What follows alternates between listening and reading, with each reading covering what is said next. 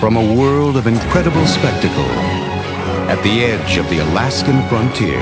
Let's go! From a place where the unexpected and the extraordinary happen every day. Come on, we catch the end of the race. Comes the unforgettable legend of Balto. But you can call him idiot. Do you honestly think any musher would ever put you on his team? He was an outsider who wasn't like the others. Balto, wait. Balto!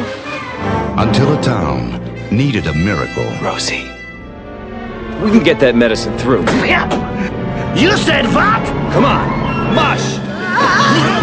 He's going into freezing coldness to find a dog he doesn't like to bring medicine back to a town that doesn't like him. In a test of will, he challenged the impossible. You'll never get home. I'll make sure of that. In a race against time, Balto, slow down! Balto is their only hope. They've missed their second checkpoint.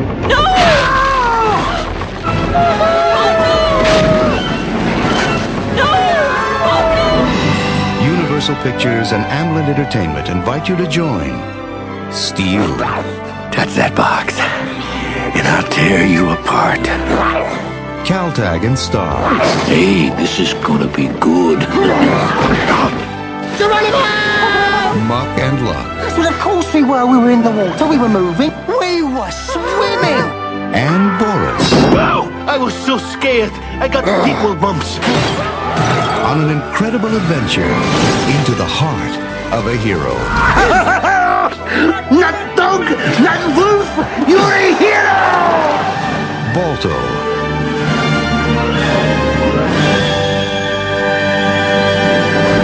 Hello, Antonio Tambornino here with my review of Balto.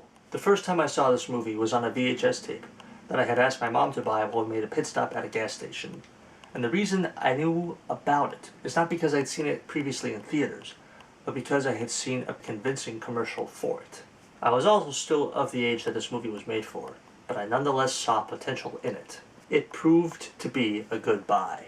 While most movies that you come across on VHS, or as is widely considered today on DVD or Blu-ray, aren't usually very good, and especially not enough to watch over and over again, Balto proves to be just the opposite. Balto, the movie, is at its heart a love story, and actually a well-animated one at that. You do get the love interest in the form of a female dog with a reddish-orange coat, but what she and Balto have going for them is not what makes this movie a love story.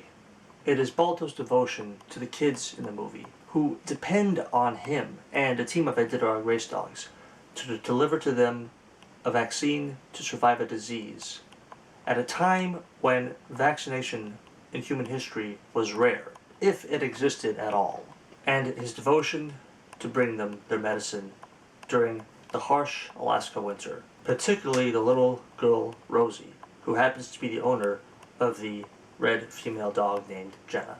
Balto starts out as the underdog of the tale, tagging along a goose with a Russian accent named Boris, and the two polar bears who continually claim that the goose with the Russian accent is their uncle, adding an excellent level of humor to an otherwise odd movie. What stands in the way of Balto isn't just the harsh Alaska winter, but also a social structure. Being half-wolf makes him automatically untrusted by humans, and even some of the race dogs. Particularly the narrow-minded, snooty, popularity-craving, egocentric, purebred Steel. A social structure that continues to provide a glass ceiling that Balto must struggle against, while enduring being picked on, even tortured by Steel and the dogs who race with him, and most of the townspeople, who simply don't trust Balto with delivering medicine to their sick children simply because Balto was born different. And thus, the ensemble is complete, with Balto, the gray wolf, who hangs around a goose with a Russian accent, and the polar bears claiming to be his nephews, Steel with his gleaming black fur, Jenna with her red coat, and the little girl Rosie who suffers with illness.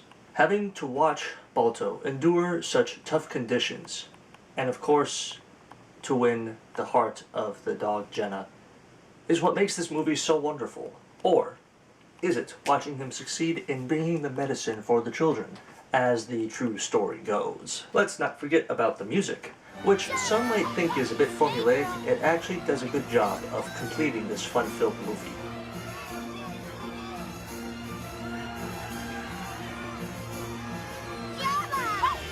For the most part, this well-animated tale of Balto is what will stick with most viewers who watch it, as it does take up the majority of the film. But what the filmmakers have done with this movie is give us two live-action sequences, one at the beginning of the movie and one at the end of it, showing us a grown-up Rosie and her granddaughter's little husky as they search for the statue of Balto in memoriam of the half-wolf's triumph. Kudos to the filmmakers for making the scenes with the aged, but no less lovely, Rosie with her granddaughter live action, as it helps what makes what would have otherwise been viewed as a cartoon in American eyes a movie more grounded in realism.